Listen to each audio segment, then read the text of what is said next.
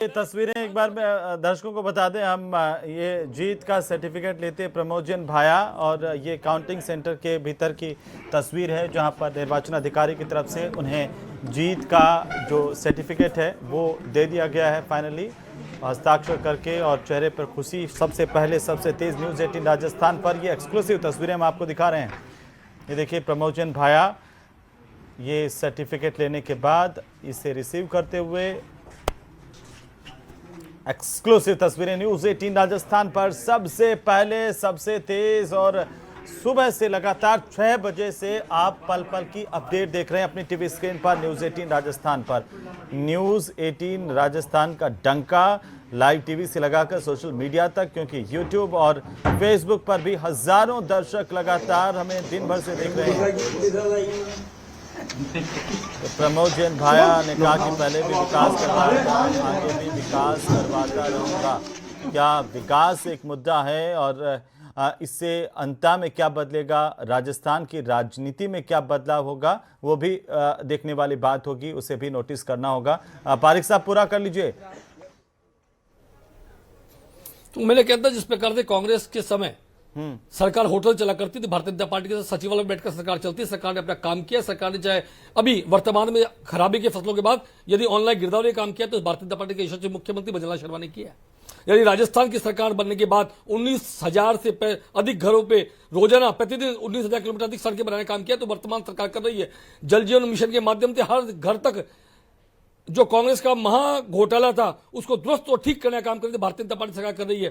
किसान नीति बढ़ाकर आगे ले जाने का काम कर रही थी भारतीय जनता पार्टी सरकार कर रही है, और ईआरसीपी के माध्यम से राजस्थान में भागीरथी प्रयास कोई कर रहा है तो राजस्थान के यशस्वी मुख्यमंत्री कर रहे हैं। लेकिन राजस्थान के यशस्वी मुख्यमंत्री के बारे में रिपोर्ट आती है, एक रिपोर्ट आती है और रिपोर्ट अखबारों में प्रकाशित होती है। उसमें कहा जाता है कि अशोक गहलोत की सरकार ने जो 5 वर्षों में नहीं किया उससे कई गुना अधिक काम माननीय भजनलाल सरकार ने कर दिया है। तो आप इतने सारे कामों को जनता को क्यों नहीं बता पाए? पारिक साहब इसको आगे बढ़ाएंगे, लेकिन छोटे से ब्रेक के लिए रुकना है। और प्रमोजन भाई क्या कह रहे हैं? बुजुर्गगण, मातृशक्ति, युवा साथी जिनने मुझे इन विषम परिस्थितियों में संबल दिया, मैं तहे दिल से उनका सभी का आभार प्रकट करना चाहता हूँ।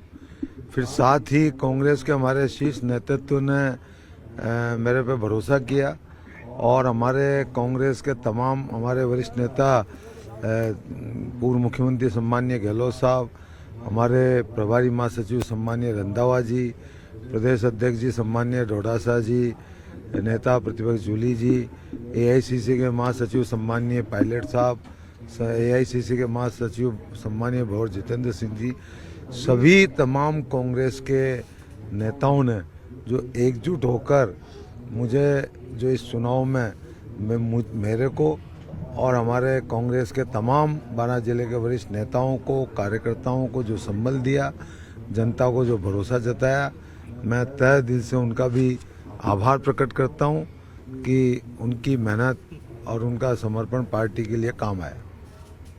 इस तरह की भूमिका रहेगी सर अब आगे? भूमिका जब भी जनता ने मुझे आशीर्वाद दिया है, और एक जनप्रतिनिधि का जो नैतिक दायित्व और नैतिक धर्म होता है, क्षेत्र में विकास के कार्य, क्षेत्र में सामाजिक सेवा के कार्य और क्षेत्र में धार्मिक सेवा के कार्य, इन तीनों दायित्वों को मैंने जब जनता ने मुझे आशीर्वाद दिया है पूरी ईमानदारी से करने का पूरा प्रयास किया है, और इस कार्यकाल में भी मैं पूरी ईमानदारी से पूरा करने का प्रयास करूँगा। निर्दलीय प्रत्याशी आप घर की तरफ आगे थे आज?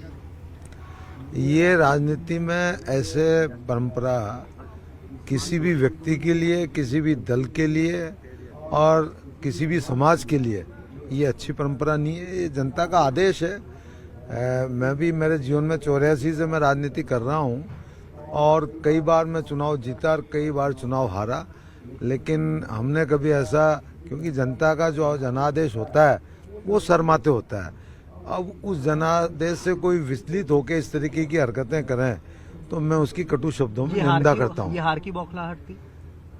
मैंने आपसे क्या कहा कि जनता का आदेश शर्माते होता है, और कोई इस तरीके की हरकतें करे तो वो मैं उसकी कटु शब्दों में निंदा करता हूँ। जनता के लिए एक संदेश?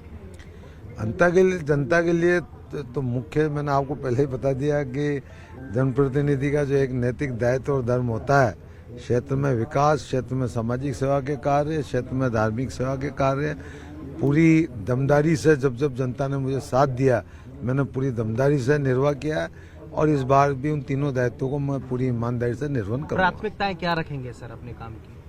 प्राथमिकता मैंने आपको बताया ना, क्षेत्र में विकास, क्षेत्र में सामाजिक सेवा के कार्य, क्षेत्र में धार्मिक सेवा के कार्य, तीनों ही प्राथमिकता होती है। लोगों के सुख दुख में शरीक होना, लोगों की सुख दुख में मदद करना और उनके जो परेशानियां हैं उनको हल कराना, यही प्राथमिकता है। इस बार आप विपक्ष की भूमिका में रहेंगे क्या? विधानसभा में 12 जिले के मुद्दे हैं। मैं 2003 से 8 जो पहली बार जब विधायक बना था, जब भी राजस्थान में 5 साल भारतीय जनता पार्टी की सरकार थी और तब भी मैं विपक्ष में रहा और उस कार्यकाल में भी मैंने अगर कोई जाति हुई होगी तो उस जाति के खिलाफ आवाज़ उठाने में कोई कसर नहीं छोड़ी। कोई हमारे क्षेत्र के साथ, जिले के साथ कोई अन्याय हुआ होगा तो उसमें भी मैंने आवाज़ उठाने में कोई कसर नहीं छोड़ी और इस कार्यकाल में भी मैं कोई कसर नहीं छोड़ूंगा। ठीक है सर, शुक्रिया। आप सभी मीडिया के साथियों का, आप लोगों ने भी जो मुझको संबल दिया, आप सभी मीडिया के, प्रिंट मीडिया, इलेक्ट्रॉनिक मीडिया के सभी साथियों का भी मैं तहे दिल से आभार प्रकट करता हूं कि आप लोगों ने बहुत ही मजबूती से आपका धर्म आपने निभाया। प्रजातंत्र के आप चौथे स्तंभ हो। आपको भी बहुत बहुत धन्यवाद, बहुत बहुत आभार।